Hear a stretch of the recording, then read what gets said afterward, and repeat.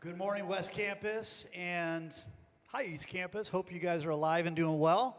Monday morning, a lot going on this week, a lot of great stuff, and would love to highlight a couple of quick things for you. Right now, around APU, a pretty significant season for us is student leader kind of applications. So many different ways that you can be involved and kind of make a difference here in our community.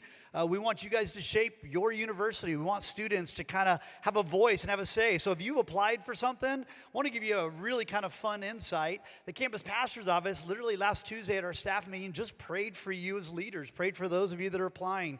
By the way, if you need to talk to somebody that's heartbroken, I applied for a position and didn't get it my junior year of college, and I still turned out okay. It's all good, right? Let me give you a couple opportunities, though, to make sure that you're aware of everything. Campus Pastor's Office started to think through discipleship ministries, chapel program, worship leaders, all the different things. We need almost 450 some APU undergraduate student leaders to make a difference for what we're trying to do here. What I want to make sure that you're aware of is when it comes to the campus pastor's office, we are looking for D group leaders. We're looking for senior mentors. We're looking for SALT teams, for Kaleo, liturgical, spiritual formation, and discipleship. If you're interested, there's an information meeting this Wednesday at 5 p.m. Come and you can at least hear about it, see if you're willing to apply. But also, we have a worship leader and instrumentalists and backup singers coming up here pretty soon as well, auditions. And if you're interested in doing that, starting today, you can apply to be a worship leader. The deadline is February the 12th. And if you're a vocalist or an instrumentalist, February the 17th. And our two coordinators, Keisha as well as James, will be interviewing those. I won't be applying for those. I can't even play an instrument to save my life. So be praying about that. You guys make really what happens spiritually here. A bunch of us as administrators, pastors, other people can try to lead and guide, but the truth is what you want to have happen here, you step up, you lead your voice. We would love for you to apply. So come find one of us, think through those leadership positions, any positions you've applied for. May God work and do something really neat, I pray. Today's speaker, the Reverend Jeff Carr, doesn't get called Reverend all the time because a lot of the jobs and roles that he's in recently are kind of different, but he still navigates with a kingdom mindset and difference maker. I learned about Jeff a long time ago as a youth pastor that left Northwest Nazarene University, Idaho, to come to LA to do youth ministry, hang out with high school and college students. And the way he did it is he showed up to LA and started hitting the local basketball courts to meet people and figure out what it means to reach a city. He's been a youth pastor. It's been a while since he's done that, but he has used his youth pastor mentality, vision, relationship building to have such an impact in so many different ways. We start Local Engagement Week, and part of what we want to emphasize at APU is please don't just care globally or don't just care locally, care about both.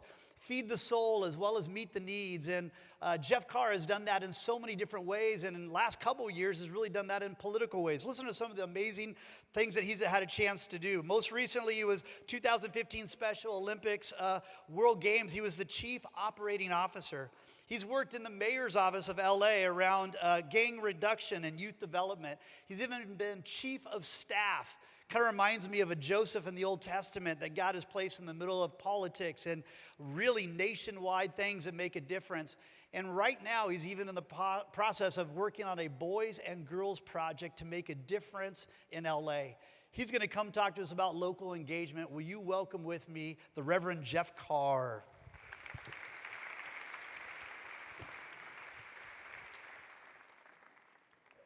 Well, thank you, Woody.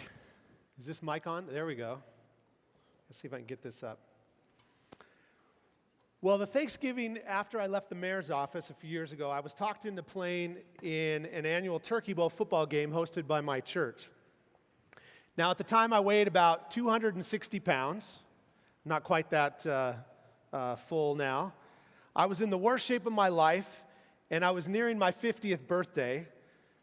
But mentally, I still felt young, like the soccer player and the athletic guy that I was who went to college on a soccer scholarship. But there I was, yeah. So the day began with a blind draft where 80 to 100 people lined up on the field, and the coaches, and I'll mention that they were all in their 20s and 30s, began to pick people without letting them know in what order they were selected. So once the teams were formed, a round-robin tournament began until a champion was crowned. As I began to play, I did my part on offense and defense, and I actually even caught a touchdown pass. But during the third game that we were playing, I looked across the line at the guy who was covering me, and it dawned on me that he was the oldest guy on their team, and that actually I was the oldest guy on my team. And after the games were over, I was talking to the 28-year-old captain of my team, and he confirmed that I was indeed the designated old guy on our team. He told me, though, it was okay because every team had a designated old guy. And I started to think back about the game, and I realized that there was a designated old guy on every single team. He said, so don't worry about it. He said, because the cool thing is that you were the first designated old guy picked in the draft. Like somehow that was going to ease my ego that had just been shattered when I realized I was a designated old guy for the first time in my life in an athletic event. And then actually, about 3 days later, when I was actually able to crawl out of bed because I was so sore and actually have some semblance of walking, I realized that I needed to get motivated and to start getting myself back in shape. Now, right about the same time, I read an email that a friend had forwarded to me about some wisdom for guys who were going to be turning 50. And there were 2 points that really grabbed my attention. The first was that whatever nutritional or exercise habits that are in place in your life when you enter your 50s, they will likely never get any better after that. Now, that was not good news for me. I was out of shape. I was eating everything in sight, and I realized I had to change. So I decided to make a change, and it was very difficult, but I changed my eating habits. I set some progressively more and more difficult fitness goals, and I'll say the first one I started with was to see if I could actually walk 2 miles. We kind of live in the hills in Glassell Park, and it was all I could do to walk 2 miles. And then during those 2 miles, I would try and run for 60 seconds, and then I would walk, and I'd huff and puff. But eventually I set some goals with a quest to push myself physically and mentally during the year of my 50th birthday. That actually led to me running the LA Marathon for the first time, completing a century bike ride, and doing a number of sprint and Olympic distance triathlons, and I finished out my 50th year on this planet by finishing Ironman Cozumel, which was 140.6 miles of joyful swimming, biking, and running. So there was me actually crossing the finish line. I don't think I look like a designated old guy there personally, but that's just me. The second suggestion that the email contained is really a more important one, was that it was time to start passing on some of the things you've learned and wish someone had shared with you to those who may not be quite as far down the journey as you are. And since I am now clearly playing the back nine of my life, I've done a little reflecting on some of the things that I've learned about myself and the hundreds of people who have worked for me over the last 30 years of my career in ministry, in the nonprofit sector, government, and politics. Now, I want to start by telling you all this morning, I'm not a theologian. I'm not a family therapist. I'm not a life coach. I'm not a management consultant. I'm actually a pretty simple guy who's just been fortunate to get some really interesting experiences over the last 30 years. But there are a few things that I found to be true over the years that I wish someone had told me when I was in college, and I wish somebody would have told the employees who worked for me over the last years. And I also think that sometimes art is a window into life. Now, is there anybody here that's ever watched some show that was on television called The Office? Anybody watch The Office? Okay.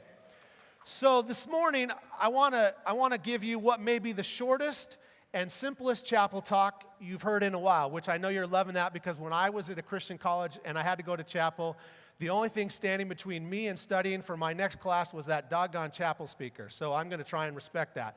So my talk today is entitled Life Lessons from the Office by a Designated Old Guy. So let's see the first clip. Okay, now I hope you don't have any friends like Jim who would feed on your ignorance of what day of the week it is. But I also hope you're more responsible and alert than Dwight was in that clip. The more important message here is this, though. Show up on time Now, I know that sounds simple, but you would be amazed at how many people can't seem to do this. And I'm not talking about the occasional unforeseen circumstance where something out of your control happens to you and you're late and it delays you. I'm talking about people who are perpetually late. Do you know anyone like that? Some of you are going, actually, that's me, that's perpetually late, okay? Now, showing up on time is important because someone is counting on you, whether at home, at school, at work, or in life. And I would note this, if no one is counting on you, then you have a much bigger problem than whether or not you're showing up on time. It means you aren't doing anything in your life that matters or has meaning, that no one is counting on you to show up on time in their life. And just maybe when you need someone to show up on time in your life, there will be no one there to be there. Life is about having a purpose and being in relationship with people that matter. As my philosophy professor in college said at my graduation, the measure of your success as a human being will not be determined by fame or fortune, but whether or not you leave the world a better place because of how you lived and walked on this earth. And that is a purpose that is worth pursuing and showing up on time for. Let's see the second clip. Now, I'm hoping that no one who has ever worked for me would accuse me of being a manager like Michael. But that clip emphasizes in an overly dramatic way an important principle in any work environment. People are looking for leaders who can deliver, who will deliver on their promises. But the truth is that we're all looking for people we can rely on. That's why I would have to say probably the single greatest secret to success in a career is being a person who follows through and does what they say they're going to do.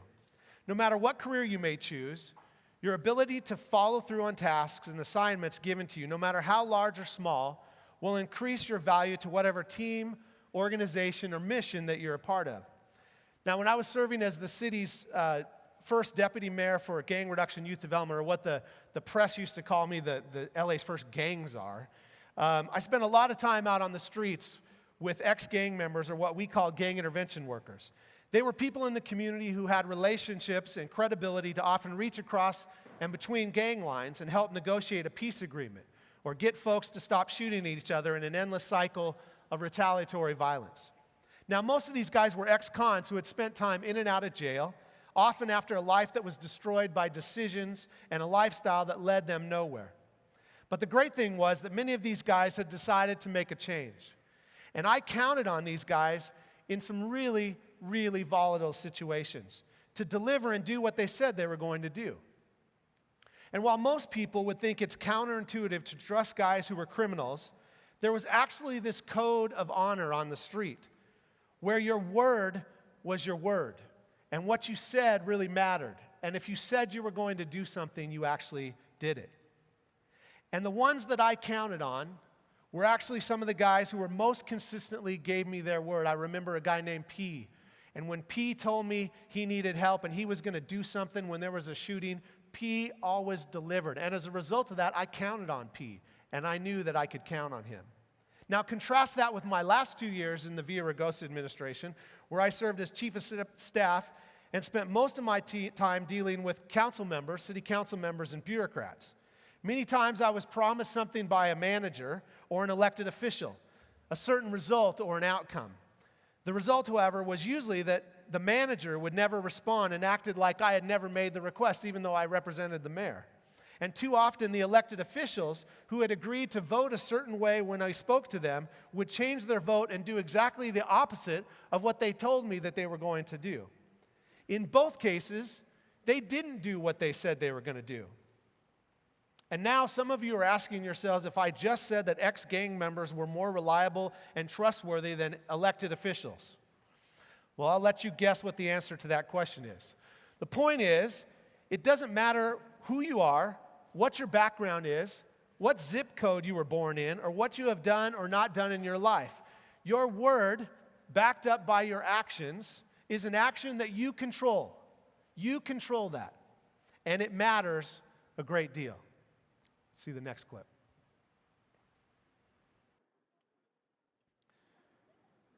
The third suggestion is to always tell the truth, no matter how hard it is.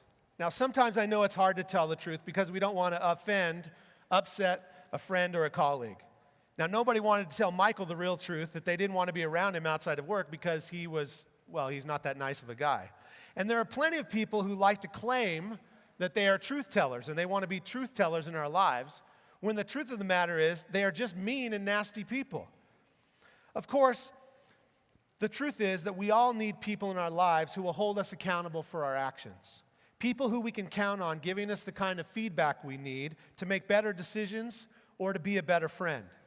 And if done with love and respect in the genuine context of relationship, most people will be able to hear it, accept the truth in their lives, and grow from it. Of course, it's also just important to simply tell the truth. And by that, I mean, don't lie. Don't lie. One thing I've learned as I've gotten older is that it's just easier to have one story, the truth, and to stick to it. You don't have to remember what you said to one person and then remember something else or something different that you said to someone else. And when you get to be my age, you start to have what's called, I like to call sometimers disease. You can't seem to remember everything that you said to someone. So it's easier if you just stick to one story and tell the truth. And lastly, another thing I learned in the mayor's office and had to remind, unfortunately, our staff in the mayor's office about every 3 months or so, is that if there is anything you are doing in your life that you would be embarrassed to have your mother see on the front page of the LA Times or on CNN, then stop doing it. Trust me, it's not fun experience to wake up and see your name in the paper, so don't live a lie. And if you think, well, I'll never be in a situation where I'm going to be in a position where what I do may end up on the front page of the LA Times, that's good. But you still are living a life in the context of a community, and how you live your life with integrity matters. Next clip. So the fourth suggestion is say thank you. Now, perhaps Dwight was a little over the top in his gratitude towards Michael, but you would be surprised how few people say thank you anymore. We live in a world where people show or express very little gratitude. Now, I will say, I'll have to admit, I got this one from my mother. When I was a little kid, if I received a gift of any size or of any significance from anyone, my mother had me write a handwritten note. Now, I know some of you have never heard of that, but we actually used to take out a paper and a pen, a piece of paper, we would write a thank you note on, a letter on it, we would put it in an envelope, we would actually address it to someone, we would put a stamp on it, I know that's a crazy thing, and we would actually send it to people. And I was actually fortunate to have the opportunity, based on my mother's discipline, to send lots and lots of handwritten thank you notes. And it was something that as I became an adult, I just continued to do it because she ingrained it in me so much. And it seems like such a simple task. And yet, I'm continually amazed by the responses from people, especially today when most of our communication is done by text or email. I had a person a few years ago call me and thank me for actually sending them a handwritten thank you note after they had given me $25,000 from the organization that I was running at the time. And they said to me that they made lots of charitable contributions of significant size in places, and this was the first time they'd got a handwritten thank you note in a long, long time. Now, it was unbelievable to me that that was true, but I guarantee you this, they did not forget me, and they did not forget the organization I run. So one little tip, get in the habit of writing handwritten thank you notes. You will stand out and be different from those around you.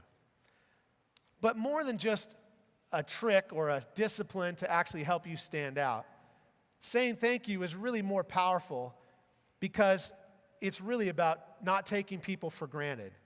And it's the way we express our gratitude and have a spirit of gratitude. Now, can you think of someone you know who just seems to be grateful and thankful all the time?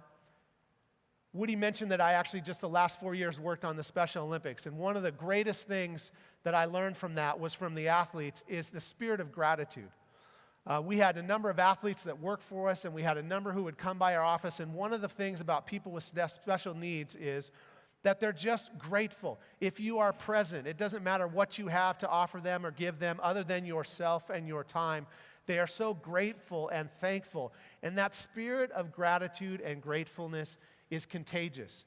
And it was what made me want to be around them more and more, and it's what made me want to put on an amazing event. And I want to tell you that it's the kind of people I want to be around. I want to be around people that are grateful. because that spirit of gratefulness often leads to other characteristics that I'm interested in, things like humility and vulnerability, which leads me to my final life lesson of the morning. Let's watch this clip. The last one is, don't be afraid to ask for forgiveness. I think asking for forgiveness may very well be one of the most difficult things to do in life. And our inability to be comfortable in doing so can create some of the greatest stress in our lives. If you are human and you're going to live with and around people, you're going to have conflict. At home, in the workplace, in your relationship with your partner, it's just a fact of life. Now, I'm not suggesting that you have to get on the ground and grovel on your hands and knees like Dwight did in the clip every time you have some sort of conflict with another individual. But the real challenge is that most of us don't like to even admit to ourselves that we are ever wrong, much less share that with another human being. We think admitting we are wrong and asking for forgiveness is a sign of weakness, and it requires us to be vulnerable. The truth is that asking for forgiveness from another human being does require us to be vulnerable. But I would argue that vulnerability is not a sign of weakness, but actually is a sign of strength. And as a leader, I've learned over the years that people are far more willing and interested in following me if I'm willing to be vulnerable with them than if I'm not. I believe vulnerability is the secret weapon of any great leader. And you know, I don't know about you, but I have conversations with just me, myself, and I. And when it's just me, myself, and I, in the deepest and most truthful part of my consciousness, I know when I've wronged someone else, and my goal always is, if possible, to not let the sun go down without making that wrong right by asking forgiveness from the other person. And I promise you, you will live a life with far less stress, and you'll be amazed at what it does for all the relationships in your life. And I want to close with this quote from an unknown author. No matter how educated, talented, rich, or cool you believe you are, how you treat people tells all. Integrity is everything. It's not that complicated. If we want to be people of integrity, then how we treat people really matters. Relationships matter. I promise you that if you will just practice these 5 principles for living, you will stand out in the crowd and rise above those around you. And the great thing is that all of these things are in your control. You can choose to do them. It doesn't matter the color of your skin, where you were born, how much or how little education you have, or what your family background is. So, show up on time. Do what you say you're going to do. Tell the truth no matter how hard it is. And don't be afraid to ask for forgiveness. God bless you and have a great beginning to your week. You are dismissed.